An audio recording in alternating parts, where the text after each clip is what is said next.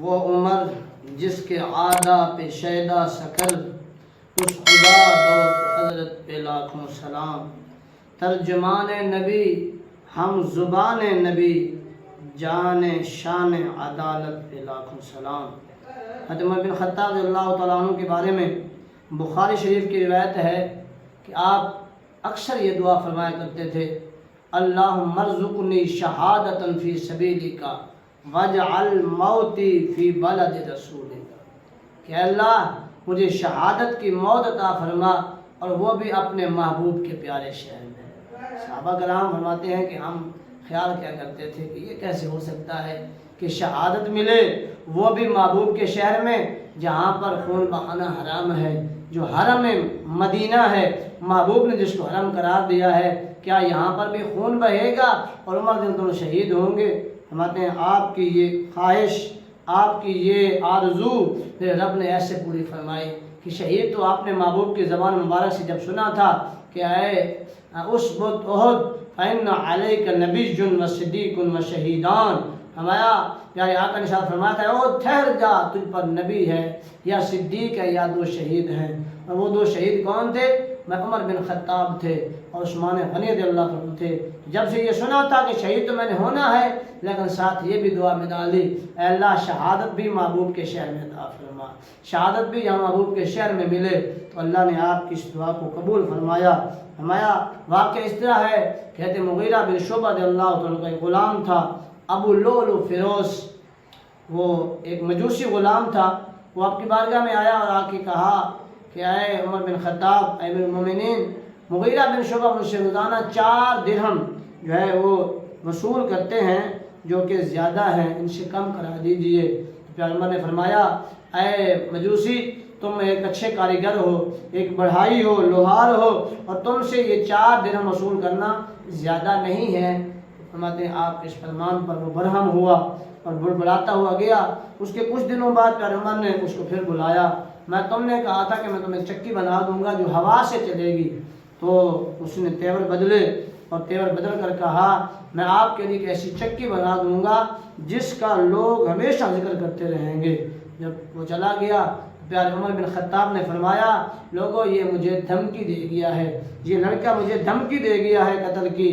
لیکن پھر بھی پیارے عمر بن خطاب نے اس کے خلاف کوئی کارروائی نہ فرمائی۔ تو اس نے آپ کو شہید کرنے کی دل میں ٹھان لی۔ اس نے جا کے خنجر کو دھار لگائی، اس کو زہر میں بچھایا اور پھر اپنے پاس رکھ لیا۔ جب آپ عمر بن خطاب رضی اللہ عنہ جب صبح کی نماز پڑھایا کرتے تھے تو آپ فرماتے تھے کہ اے لوگوں صفیں سیدھی کر لو، خالی جگہ پل کر لو۔ جب پیارے عمر نے یہ فرمایا، یہ جو ہے مجوسی آپ کے پاس ہی آ گیا۔ جب آپ نے نماز شروع فرمائی تو اس ظالم نے آپ کے کندھے پر اور آپ کے پہلو میں وار کیا، جس سے آپ شدید زخمی ہو کر زمین پر آ گئے۔ اور اس کے بعد اس ظالم نے اور 13 صحابہ کرام کو، 13 نمازیوں کو سخت زخمی کر دیا، جن میں سے 6 انہی زخموں کی وجہ سے شہید ہو گئے تھے۔ اور پھر ایک عراقی نے اس پہ کپڑا ڈال دیا جس میں وہ الجھ کر اس نے پھر خودکشی کر لی۔ تو آپ کو وہاں سے اٹھا کر گھر لایا گیا اور نماز حضرت عبد الرحمن بن عوف نے جلدی سے مختصر صورتوں کے ساتھ پوری کرائی، کیونکہ سوئی نکلنے والا تھا۔ تو آپ کو گھر لایا گیا، آپ کو نبیذ پلائی گئی تو وہ بھی زخموں کے راستے سے باہر نکل گئی، دودھ پلایا گیا تو وہ بھی زخموں کے راستے سے باہر نکل گیا۔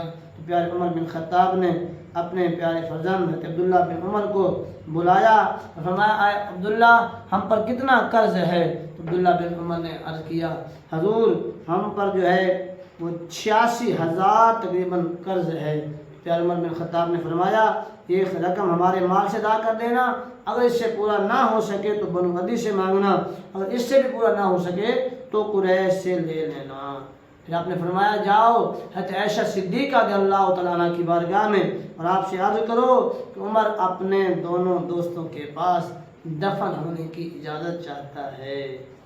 عمر جب ام المومنین عائشہ صدیقہ رضی اللہ تعالیٰ عنہ کے پاس گئے، کبھی عائشہ نے فرمایا، میں نے یہ جگہ رکھی تو اپنے کے لیے تھی، لیکن میں اب اس کو عمر پر قربان کرتی ہوں، میں قربانی دیتی ہوں۔